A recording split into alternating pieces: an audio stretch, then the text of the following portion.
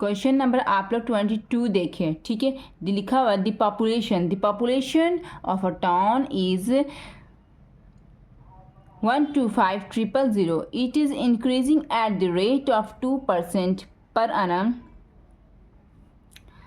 What will be its population after 3 years? ठीक है, यहाँ पर पॉपुलेशन कितना दिया हुआ है टाउन का 1,25,000 दिया हुआ है यहाँ पर, और ये इंक्रीज़ कर रहा है 2% की रेट पर। बोल रहे हैं कि 3 ईयर्स के बाद वो पॉपुलेशन कितनी हो जाएगी। तो इसमें पता है क्या निकालना है ऐसे क्वेश्चन में?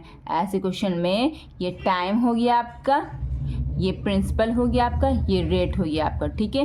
तो यहाँ पर जो पॉपुलेशन मांग रहे हैं ना 3 ईयर्स के बाद, वो आपका अमाउंट हो जाएगा। चलिए हम लोग अब इसको कॉपी पर ट्राई करते हैं।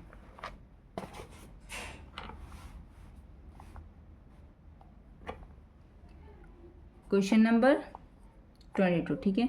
यहाँ पर प्रिंसिपल क्या माना? प्रिंसिपल हम माना 1 टू प्रेजेंट पॉपुलेशन है, उसको प्रिंसिपल मान लिए, ठीक है। 1,25,000, ठीक है। और यहाँ पर रेट क्या माना मैंने? रेट माना 2% पर annum, ठीक है। इसी रेट से इंक्रीज कर रहा था ना पॉपुलेशन। और यहाँ पर टाइम, कितने टाइम के बाद का पॉपुलेशन मांगा? अब 3 ईयर्स के बाद। तो ये मेरा टाइम हो गया, ठीक है। तो अमाउंट जो हम निकालेंगे ना, वही मेरा आंसर हो जाएगा, रिक्वायर्ड आंसर, ठीक है। A = P × 1 + R/100।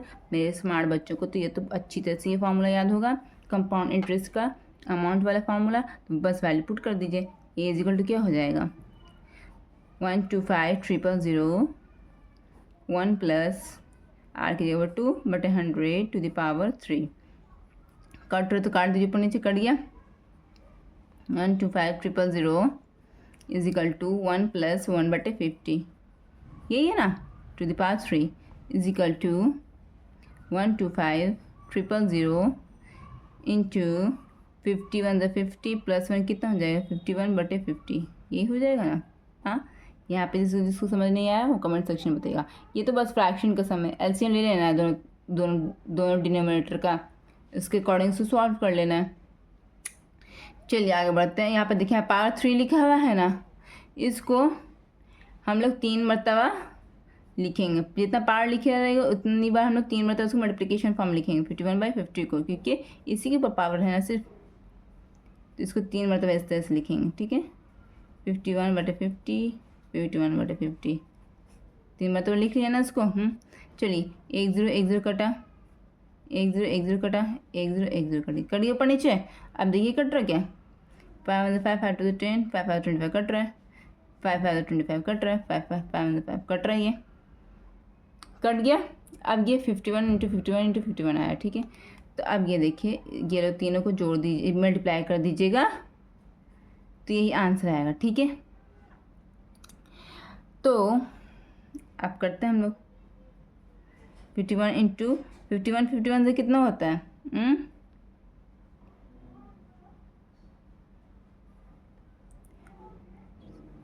2701, ये आएगा ना 51 का स्क्वायर। 51 का स्क्वायर बच्चों यही आएगा, ठीक है।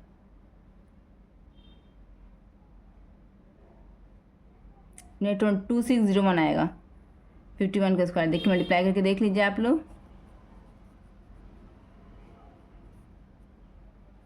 हाँ 2601, ठीक है, ये 2601 आएगा, ठीक है। अब इसको फिर से 51 से मल्टीप्लाई कीजिए। 2601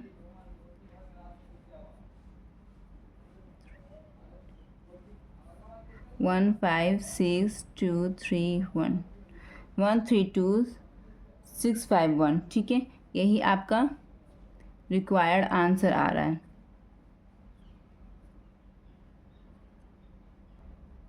तो यहाँ पे लिख देते हैं 132,651, कॉपी में चेक कर लीजिएगा, ये आपका आंसर हो गया, ठीक है। ये पॉपुलेशन आफ्टर 3 ईयर्स, इतनी पॉपुलेशन हो गई, ओके। तो ये क्वेश्चन कंप्लीट हो गया आपका। चलिए अब हम लोग नेक्स्ट क्वेश्चन की तरफ बढ़ते हैं।